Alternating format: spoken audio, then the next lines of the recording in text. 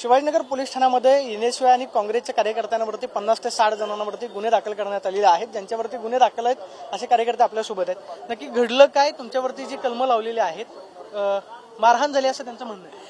8 कलमं लावली आहेत. त्यात असं की काही वेपन वगैरे घेऊन मारले वगैरे असं काहीतरी प्रयत्न केलेले आहेत या गोष्टीचा.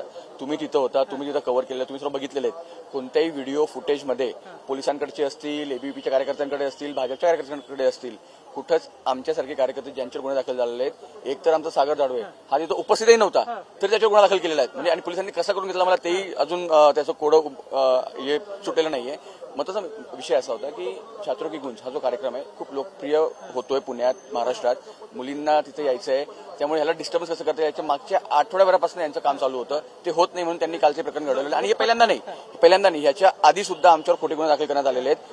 फरक पडणार नाही. राहुलजींचे बब्बर शेर आहोत, राहुलजींचे आम्ही डरोमत हे स्लोगन घेऊन आम्ही चालणार आहोत. खोटे गुन्हे दाखल झाले का तुमच्यावर? नक्की आज आम्हाला कळलं पाटे यांनी खोटे गुन्हे दाखल केले. या ABVPच्या कार्यकर्त्यांना लाज वाटली पाहिजे. तुम्ही गोंधळ घालताय, तुम्ही सगळं कांड करताय आणि तुम्ही परत आमच्यावर खोटे गुन्हे दाखल करायला जाताय. राहुलजी पुण्यामध्ये येत आहेत छात्रों की गुंजच्या कार्यक्रमाला. ह्याची लोकप्रियता बघून तुमची एवढी पायाखालची वाळू सरकली. अरे एवढं घाबरावं? अरे जर तुमच्यात दम आहे तर समोर समोर करा ना, कशाला एवढं घाबरताय? आज मुलींना धमकवताय, पोरांना जाऊ नका कार्यक्रमाला म्हणताय, वेगवेगळे कॉन्सर्ट ठेवताय, त्याच टायमिंगला वंदे मातरम सारखा कार्यक्रम ठेवताय. आम्हाला अभिमान आहे वंदे मातरमचा, पण ज्या संघटनेने 53 वर्ष झेंडा फडकवला नाही, ज्या संघटनेने वंदे मातरमला विरोध केला, ज्या संघटनेने स्वातंत्र्य काळामध्ये कधी सहभाग घेतलेला दिसत नाही आपल्याला, त्या संघटनेने आम्हाला शिकवावं एवढं. अरे ABVPच्या गुंडांना मला सांगायचंय, तुम्हाला जर खरंच जर बहिणींचा मुलींचा जर अभिमान असेल ना तर थोडंसं लाज राखून त्या पद्धतीने वागा. काल त्या कॉलेजमध्ये कुठल्या पद्धतीने तुम्ही मुलींशी वागत होता? हीच तुमची संस्कृती का?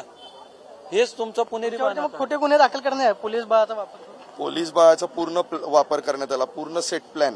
असे वारंवार 3दा अशा प्रकारचे गुन्हे युवक काँग्रेसच्या कार्यकर्त्यांवर केले.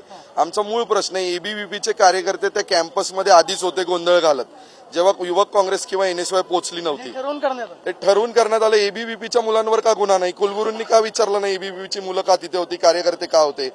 दुसरी गोष्ट, अमानुष पद्धतीने लाठी हल्ला करण्यात आला. आणि सगळ्यात महत्वाचं म्हणजे ती जी मुलगी आहे तिला भेटायला आमच्या काही विद्यार्थिनी कार्यकर्त्या जात होत्या, त्यांना भेटू दिलं नाही.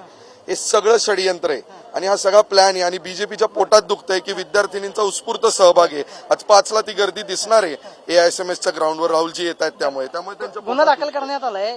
कालच्या गोंधळात होते का तुम्ही? नाही, काल मी तिथं नव्हतो, पण गुन्हा नक्की दाखल होणार होता, मी असू नसो. कारण तुम्ही काय झालं, तुम्ही तिथं गोंधळात नव्हते आणि तुमच्या भारतीय जनता पार्टीच्या प्रमुखांचा आम्ही मोठ्या प्रमाणात भ्रष्टाचार बाहेर काढलेला आहे आणि नक्की चोर बसलेले आहेत सत्तेमध्ये.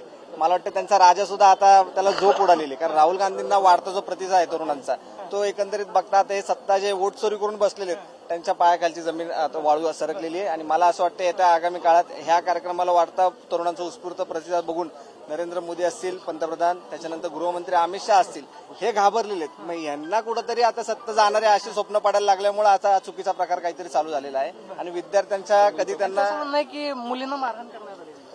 सर, एक पहिला प्रश्न आहे की आम्ही CVP मध्ये गेलो का? एकतर हे BJPचे जे आणि ABVPचे गुंड आहेत, मनुवादी गुंड, त्यांनी तिथल्या एका मुलीला डांबून ठेवलं. त्या मुलीकडनं जबाब नोंदवून घेतला की मी माफीनामा लिहून घेतला. आणि त्या ठिकाणी आम्ही गेल्यानंतर एकही मुलगी तिथे नव्हत्या. आमच्या NSYच्या आणि युवक काँग्रेसच्या काही कार्यकर्त्या होत्या, त्या आमच्या सोबत होत्या.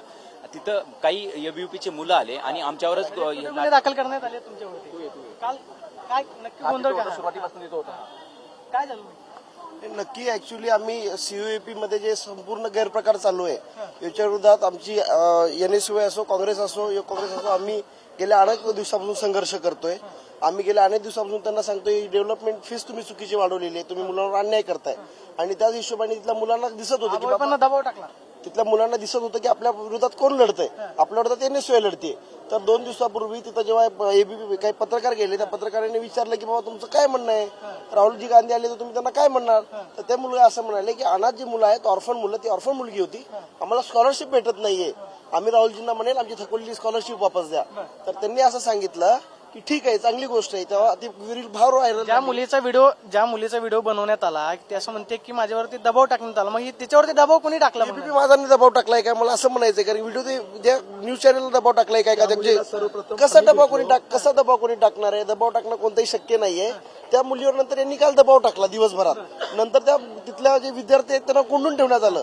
कोंडून ठेवल्यावर तिथल्या विद्यार्थ्यांचा मला कॉल आला की बाबा आम्हाला पण दबाव टाकला. हो, त्या विद्यार्थिनीला मुलींच्या हॉस्टेलमध्ये जाऊन मी स्वतः भेटलो होतो. ती मुलगी रडत होती, तिच्याकडे आबाबीच्या गुंडांनी तिला कोंडलेला व्हिडिओ देखील त्या मुलीकडे आहे. त्या मुलीने दाखवला आम्हाला, परंतु नंतर त्या मुलगी जी दबावात बोलतीये ती स्टेटमेंट दिलेली आहे, ती कॉलेजच्या दबावाखाली बोललेली आहे. हे सगळे कार्यकर्ते सांगतायत की त्या मुलीनं जो व्हिडिओ बनवलेला आहे तिच्यावरती दबाव टाकण्यात आला आणि दबाव टाकूनच हा व्हिडिओ तयार करण्यात आला. Camera person Vicky Chavan, Pradeep Kapse, TV9 Marathi, Pune.